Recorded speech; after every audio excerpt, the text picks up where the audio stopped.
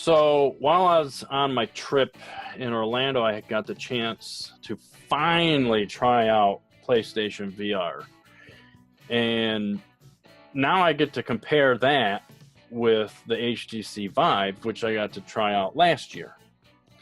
The biggest difference here, besides price, would be the fact that the Vive has multiple cameras that go in the corners of the room, and one's in front of you, one's in back, and they have what you would call the volume, or essentially you would convert an entire room strictly for VR. Mm-hmm. And what's actually really awesome is that the system knows where the boundaries are. And when you're you got your headset on and you're walking around, if you get too close to the boundary, it's going to draw a line and tell you, hey, you're at that boundary area. Do not pass that line. And the headset, the field of view is really good, and the resolution on the screen, or I guess screens, because it's two of them, very, very crisp. And now I had tried it with headphones on, so I can't say anything about the audio really, because it's based on whatever the computer was using too. But the demos that I had tried were really good. Now for PlayStation VR, I tried two different things. Well, three, I guess. One, there was this animated movie. I don't really remember the name of it, but you could look around anywhere, completely behind you. You could turn around. It didn't matter. I know that there's some people that seem to think that there is no, you just can't turn backwards.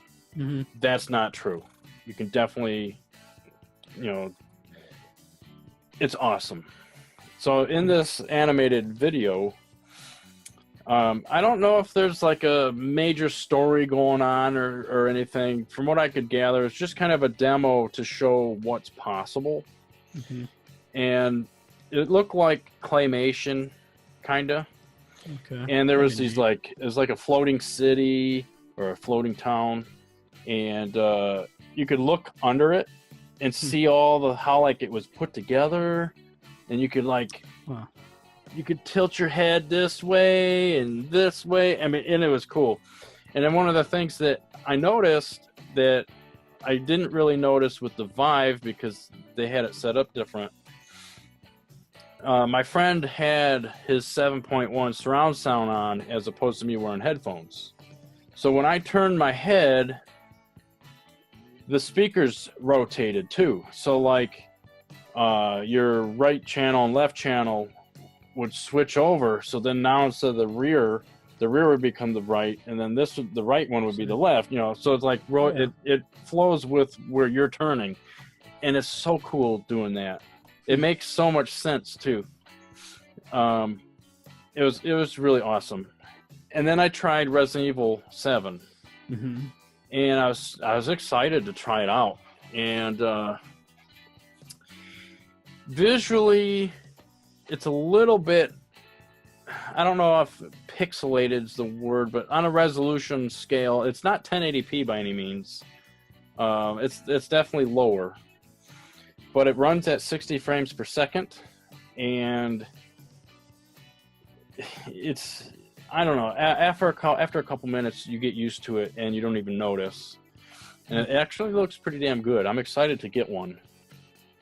However, Resident Evil 7, the controls are weird. When you play the game normally, the right thumbstick allows you to, move around, and it's nice and free motion.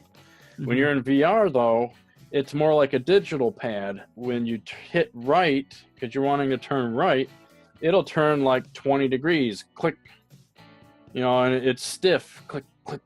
And I think they did that to kind of stop people from getting motion sickness.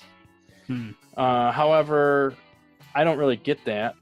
Yeah. Although I will say that game, when I first got in, and it's playing its first part, like you're in the car driving to that house.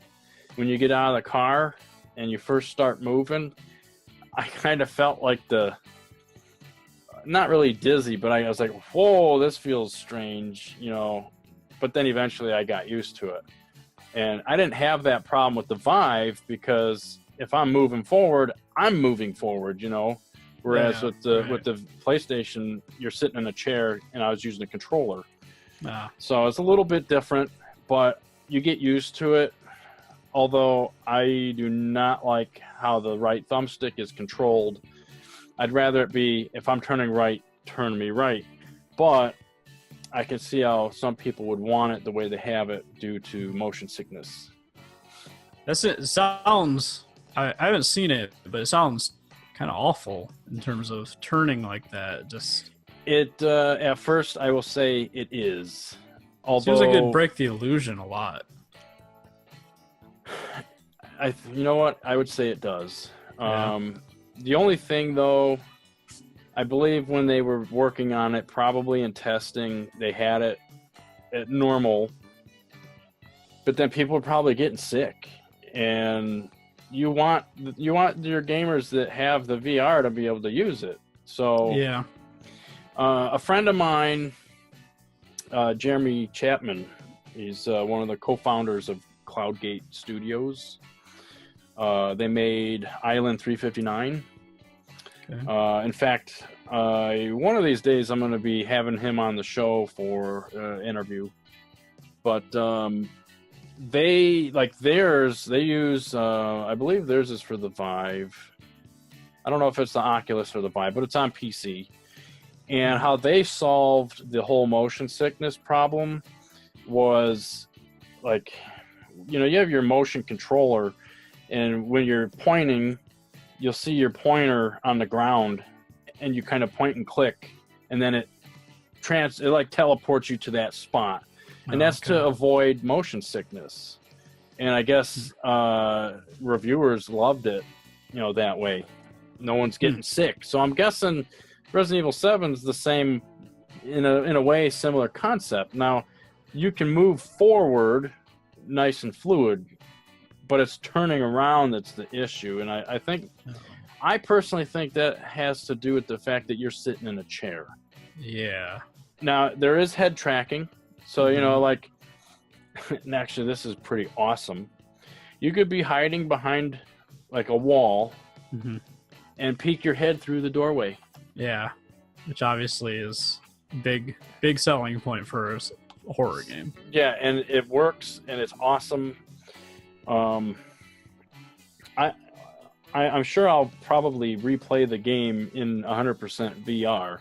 The only problem is, like, if you stream it or something like that, people just see you playing the game normally. I mean, they might see how you turn, but I don't know. It's crazy because I'd want people to see what I see, and yeah, but you can't. Now, I will say that the VR, after having played it in standard mode and then playing it in VR, VR gives a very, very good sense of scale. And that goes with that animated movie as well. That movie, it was supposed to be kind of like a model set, that is animated. And you're sitting there and, like, looking at it and everything, and it's perfect. I mean, it looks like the size you would think it would be. And in Resident Evil 7, in the beginning, when you meet up with your girlfriend, she looks like how you would think the size that she should be. I mean, it's crazy. Yeah, I'm sure a lot of people don't really think about that. Probably not, but that's the thing. Like, that's what makes you more in it. That's the virtual reality part of it. Yeah. Huh. So, as interesting as it is, there's a lot of issues.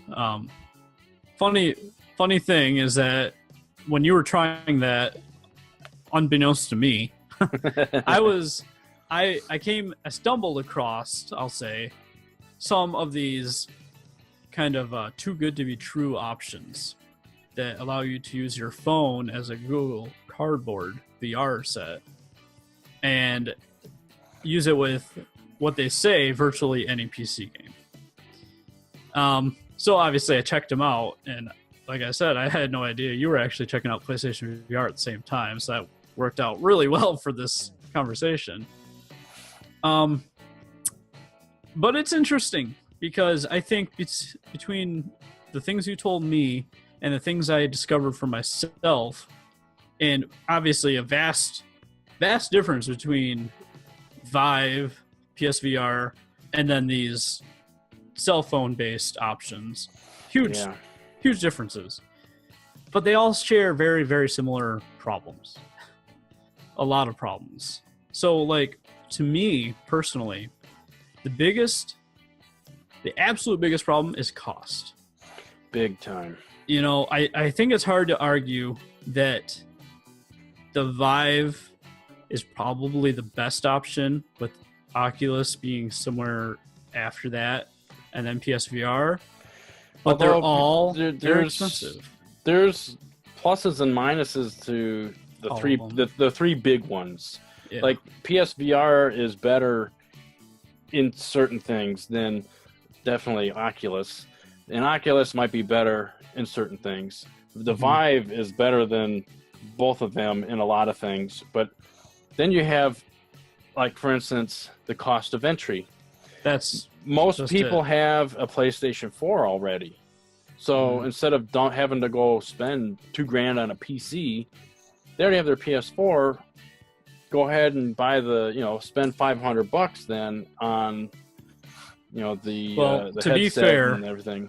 To be fair, you can get a bundle that includes a VR ready PC and one of the two headsets, being the Rift or the Vive, for about $1,500. So you don't need a $2,000 computer to do it, but it's still considerably more than getting a PlayStation 4 and PSVR. Or already having the PlayStation 4. Well, I mean, you still got to account for that, because, I mean, you still spent probably $400. You might have spent $300 if you bought your PS4 more recently. But maybe even less if you got it on like a Black Friday deal. But still, cost is huge barrier. And on the other side of things, you have these apps that fool your PC into thinking that your phone is a VR headset. And the apps are super cheap, but with that kind of comes the experience, Yeah. Like, I do have the ViewMaster headset for my iPhone. Now I can't hook it up to my and play PC games like what you're talking, but I've checked out YouTube VR, and I've checked out some 3D movies and stuff, and it works pretty well. But then the one issue I run into is resolution.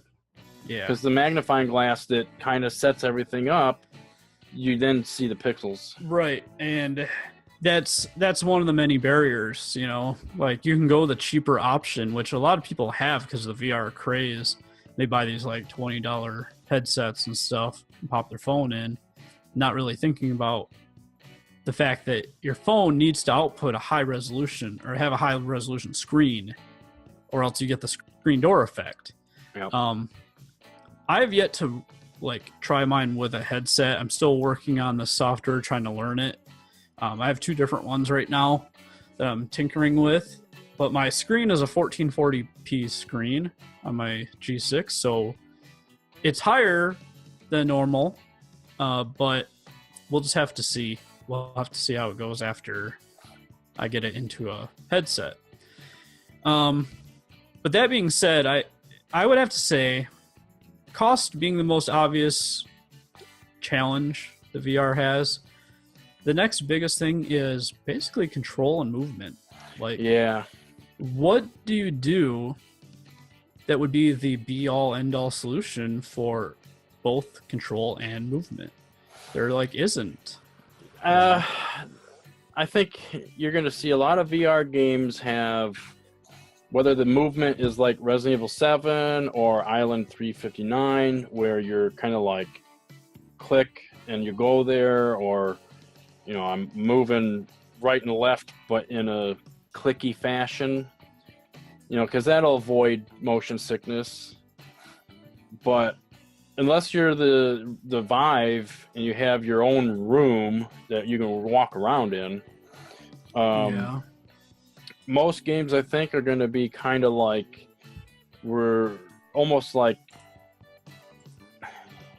let's say the House of the Dead, and you're in a cart, right? And it's a shooting game that you're not having to move because it moves for you, but you can move your head, you can move your arms around or turn around or something like that. That's what I'm thinking, that most VR games are going to be kind of like that. I don't think you're going to see Sonic the Hedgehog in VR, because people probably would get sick, especially moving that fast. Yeah. Gotta go fast. Although roller coaster flash processing, it's pretty quick. So now it's software based. But I think you'll see some roller coaster type. Yeah, maybe like a roller coaster tycoon VR, probably, where you can create your own tracks and stuff. Yeah. But that, you're limited to how you're actually going to be moving. So to limit, getting sick. I think the best stuff is going to be that kind of stationary or on rails stuff. Like take Star Trek VR, whatever it's called, Bridge Crew or something. Yeah, it's coming out this month actually on PlayStation VR and it looks all the others. It looks good. It sounds awesome. As a Trek fan, like I want that more than any other VR experience, because it just seems super cool to have me and my other friends on like the bridge of a starship going through these missions, being at your actual station and doing your thing. That's cool as hell. But that's also a stationary game. Like, you're not walking around an environment or anything like that. You're doing stuff with other people, and it works because it's stationary. Yeah, avoiding motion sickness for sure. Something like House of the Dead would be awesome. Oh, I think it would be. Like, it would work out well. But even that brings up another issue, control. Because, I mean, it's funny, as much crap as people give motion controls, that's obviously the way to go with VR. No, it is. That's why Sony decided to reuse the PlayStation Move controllers. Yeah, my gosh, I can't believe they were able to reinvigorate interest in that at all. But and they now, sure did. If you're interested in VR, that's what you want, Now, I didn't use them. I don't actually know if Resident Evil 7 does use that or not. I do not know. But regardless, it doesn't matter. Didn't really need to. Yeah. However, I could see games like, let's say, we'll just say House of the Dead, if Sega brought out a new one, which I hope they do. That would be awesome. Mm-hmm. You having that motion controller is, you're going to want that, because that'd be your gun. Yeah. So, and I do know there's some demos that I didn't get to play where you're in a car chase shooting guns. I don't know what it was exactly.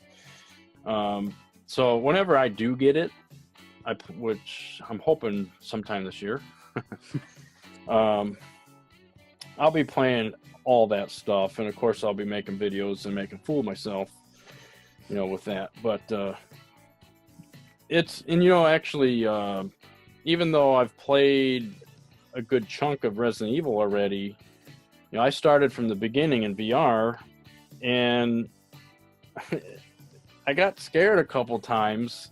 Yeah. Even though I played the game already, it's different because, like, the shit comes in your face and it feels like it's there.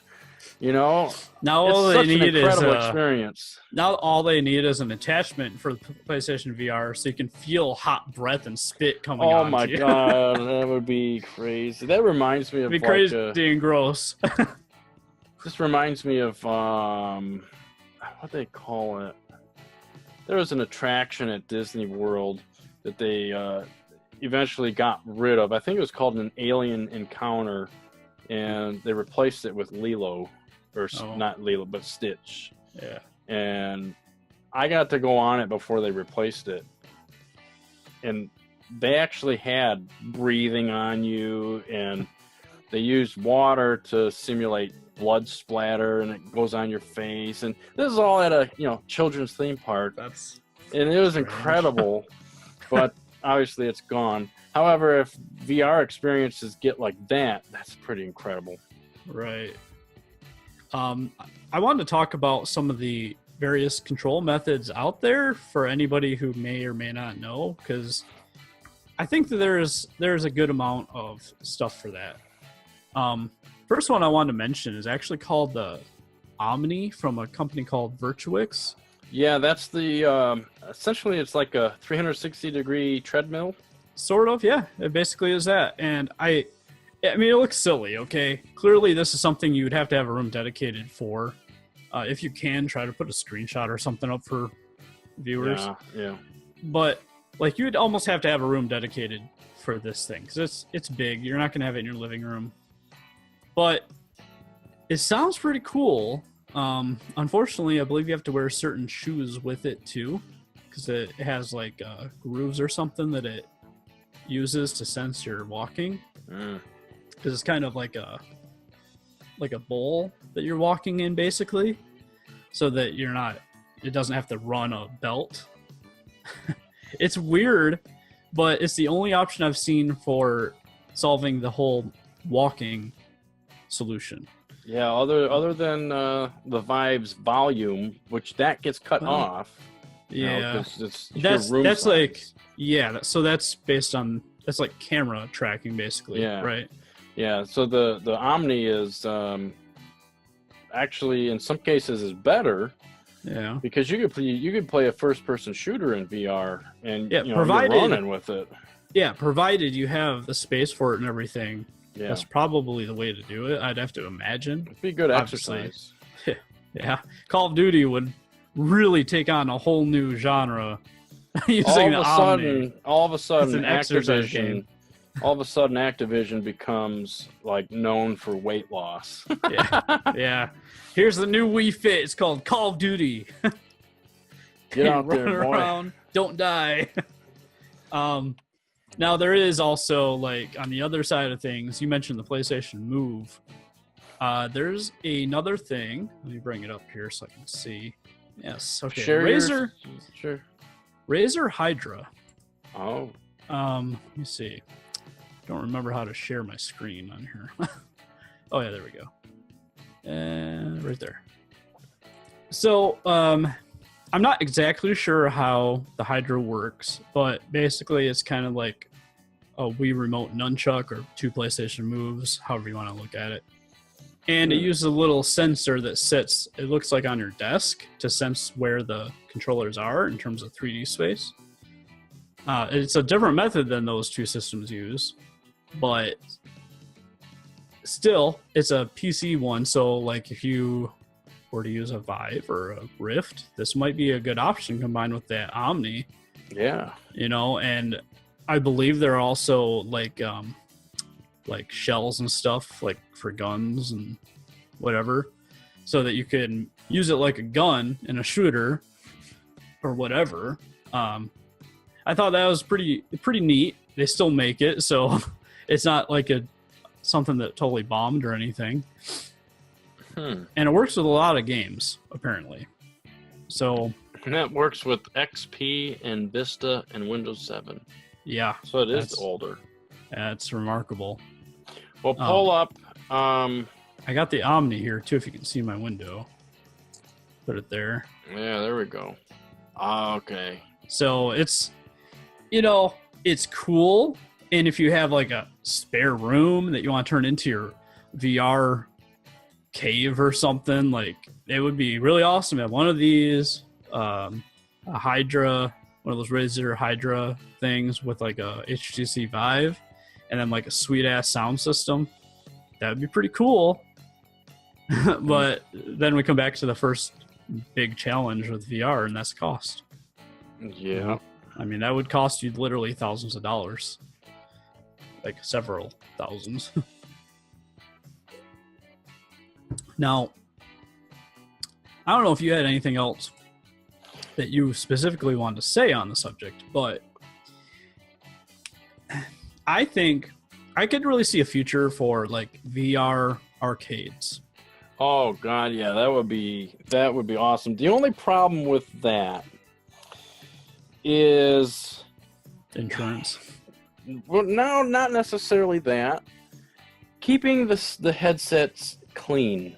Right, yeah. Because last year when I had 2 failed attempts to play PSVR at Best Buy. The Okay. first time I showed up on the wrong day and I couldn't go back just due to timing and it was crap. And then the second time I was there for my cousin's wedding and it was like the day before, but I had to like get there for a rehearsal dinner kind of thing. And it's like, okay, well, we have some time. Let's go. And we get there and the guy was there setting everything up. And I was first in line, which was kind of cool. Got these PlayStation VR pens. Sweet. Yeah, that's the only thing I got from it. But I had the headset on my head. He goes to turn it on and it wouldn't work. And it turned out that the little box where you plug in the HDMI cables and whatever else that you plug in, it was broke. So he's like, sorry, I gotta wait for my, district manager or whatever to come into town to, do another one, because he was there at like 11 a.m. and was going to be leaving like when Best Buy closed. Oh, wow. And I couldn't wait that long. I was already there. I got there at 10:30. It took him like an hour to set up. Wow. And by the time he was trying to get it to work and everything, and then it was, nope, it's broke. It was already 1 o'clock or 1:30 and I had to leave. And I got all this video footage of me getting ready. I'm like, yes and no. So that's actually, there is one other thing we need to talk about too. Oh, there's several. The headsets themselves, on how they feel on your head and how they work. I have no idea on that. Now, I don't know what the Oculus is like, but the Vive kind of just like slides on your head, and it feels good when it's on there, and it has the space for your headphones and everything. The PlayStation VR, though, in my opinion, has the best headset. Like the visor, it doesn't slide down or anything. It moves forward, forward and backward or towards you. And when you're going to take it off, you just hit this button and pull it, and then lift the thing off. And it works very, very well. It's very intuitive. It's awesome. So my question for you is cords. How is cabling?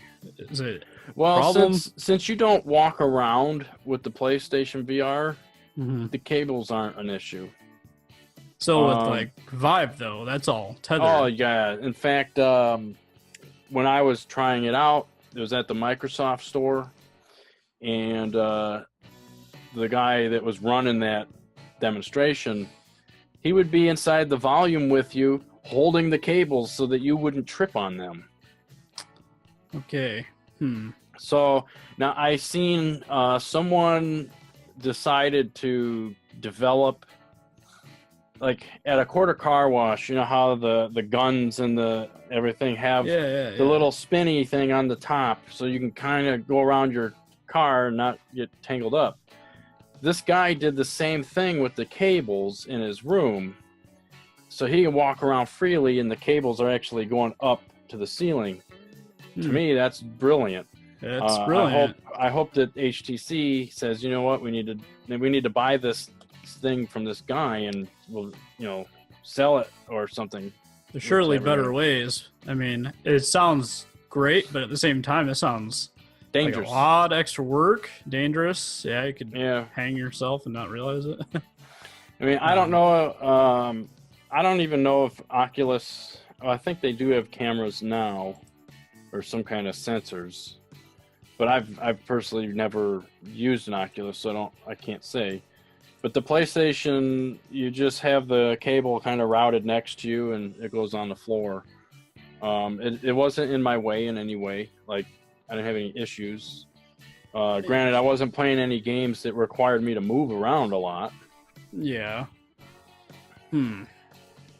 So, I'm going to share another screen with you. I don't know how much you can actually get from it, but give it a shot. All right. Oh, So this is one of those ones I was telling you about. You can download, try it for free even, to play PC games in VR.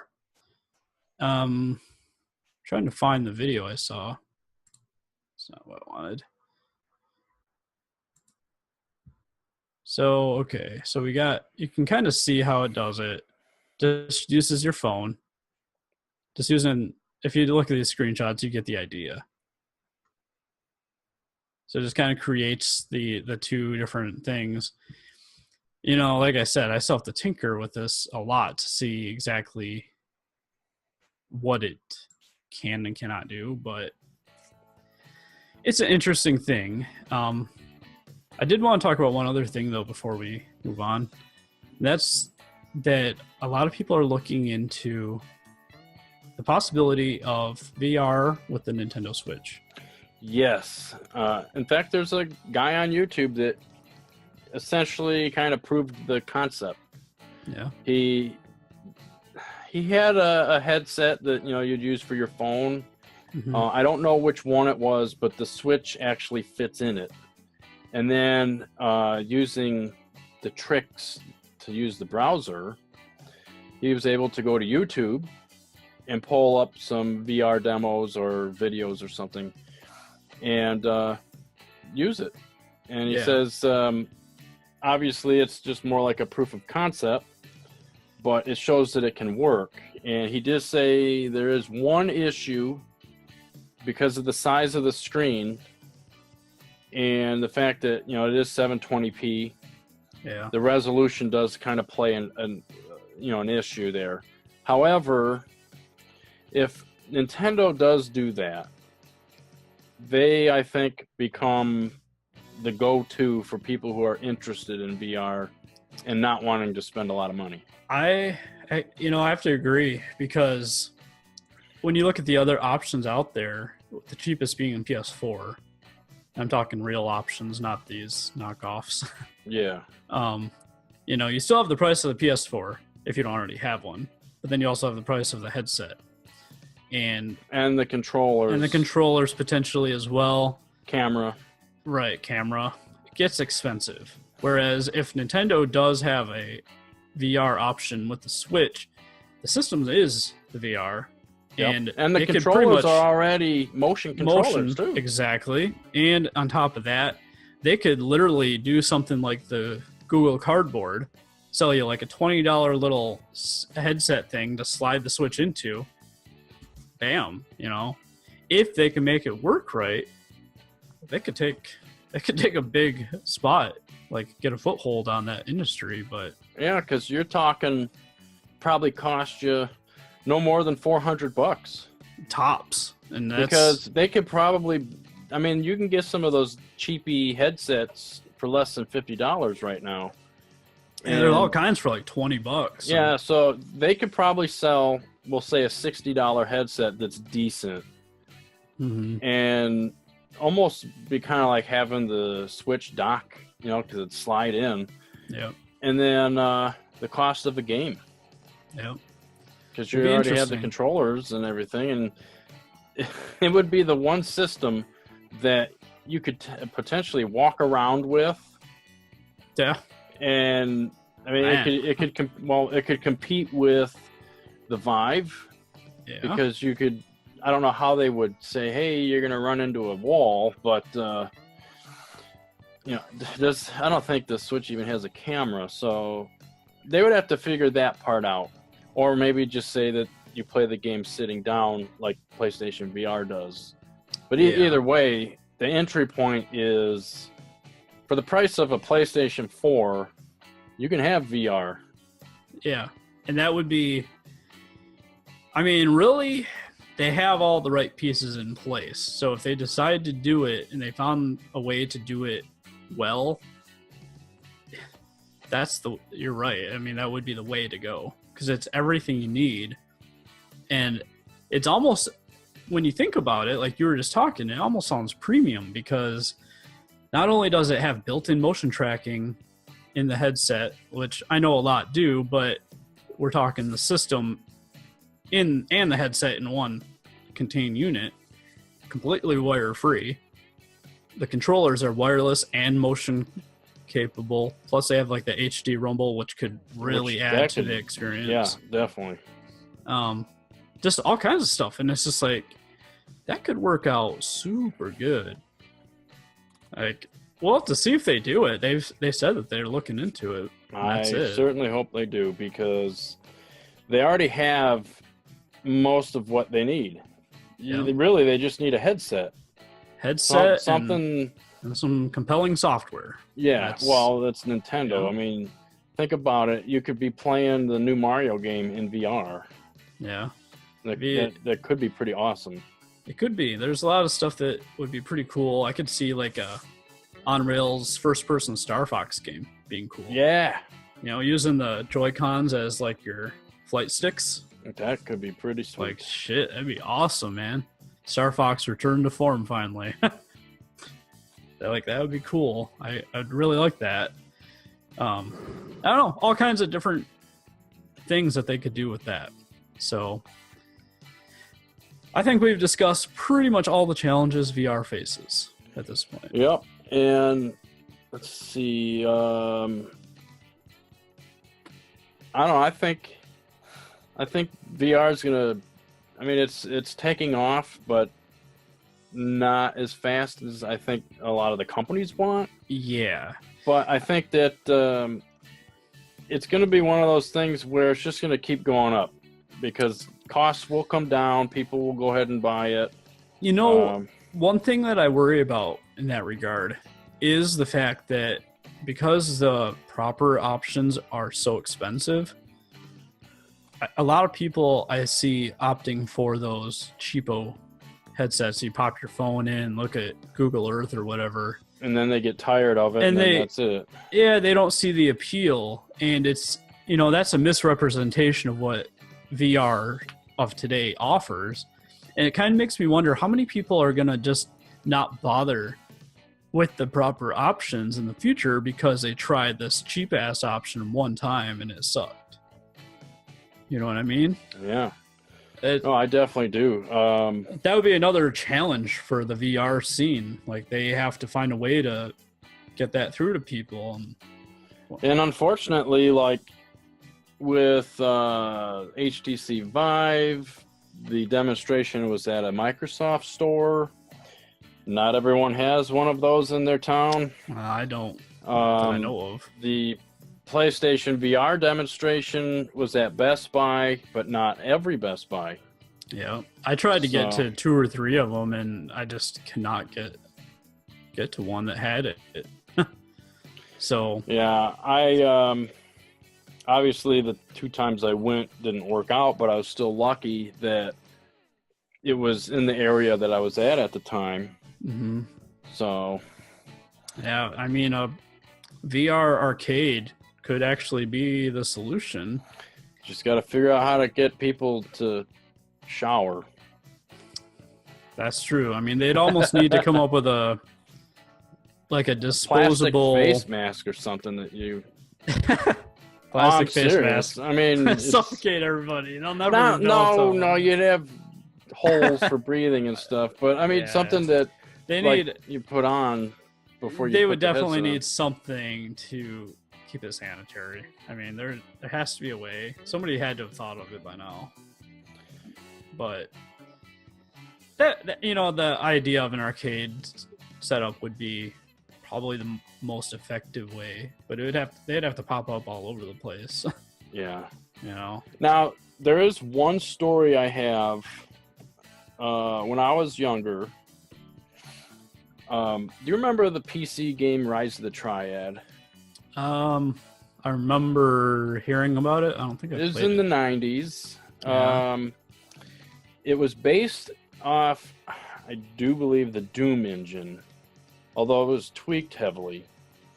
Higher resolution sprites and stuff, and the 3D world, it was bigger. I mean, huge actually. Anyway, I used to play that all the time, and one time my class, I think I was in maybe 6th grade. I was in band back then, and we went to Cedar Point in Sandusky, Ohio. And they had this arcade there, like tons and tons of games. You know, I've been to arcades a lot, and this place had more than what I had ever seen, you know. And then they had this one room dedicated to VR. It's And very strange. I was like, virtual reality? Oh man. You know, and here I am, like, I think 12 or 13 years old, you know. Mhm. And so I go in there and I'm looking, and they had a couple games that you could choose from. They had Rise of the Triad. They had some racing game and something else, and a sports game of some kind. And I remember, like, you would go in this almost like that Omni thing, Mhm. only you wouldn't walk. There was no moving of any sorts like that, but you were in this cage thing so that you wouldn't fall over or whatever. The headset was huge, like really big, because they used CRTs. Oh. And it would drop down over your head. You know, I think it used some kind of magnification thing, because the screens felt like they were right here, but obviously they weren't when you look outside and see how big the damn thing is. So it allows you to move your head freely. In fact, you could go 360 degrees because the wires and everything went up to the ceiling. And the controllers were like guns, but they had 3 buttons for your thumbs and then a trigger. And the way you would move is you'd go like this, because they were kind of like joysticks. Okay. And no one wanted to play me from my friends, because they knew I played that game all the time. And so the guy that ran that demonstration, he's like, I'll play you. I'm like, okay. I kicked his ass. I think I died twice, and I killed him like 100 times. But it was so cool back then. And granted, this was a 2D game, essentially. Mhm. You know, and it just shows from that all the way today how far we've come, because, you know, back then there was no sense of like depth of field or anything like that. Yeah. And actually, in some cases, it felt like everything was squished, Mhm. you know, and it was still cool though back then. So with all this VR stuff going on now, I think it would be really cool if some company were able to bring those old school VR games so that we could play them now in the better technology. That would be interesting. To say the least. Retro VR. It would be kind of neat. Yeah, that would be very weird. I don't know. I wouldn't mind just playing games on like a theater-sized screen in VR. Now, I will say this, with PSVR, they have theater mode, Mhm. and I did check that out as well. And it's weird, because I know the screen's not that big, but oh man, does it look huge. You know, it's as if you're sitting in the middle of a theater. It's awesome. And Perfect. you can look around like this, and it's so cool. So like, I got to play a movie, like a 3D film with that, and also the games. There was, what game was it? I don't remember which one, but theater mode looks pretty sweet. At least with the PlayStation VR. I don't know about the other ones. Yeah. Well, I think that about wraps it up. I don't know what else Definitely. there is to say. I want to know what some people's experiences might be with Yeah, definitely. 1990s VR. I want to know what their experiences are with VR in general. I think, Yeah. you know, the more you know, right? Well, I'm sure there's people out there who got that chance to play Rise of the Triad in VR and maybe, you know, Resident Evil 7. Granted, I know they're not the same style of game, but it's still first-person shooter type. Yeah. So it'd be interesting to hear what people have to say as far as the comparisons. Yep. Anyway, we'll talk to you later.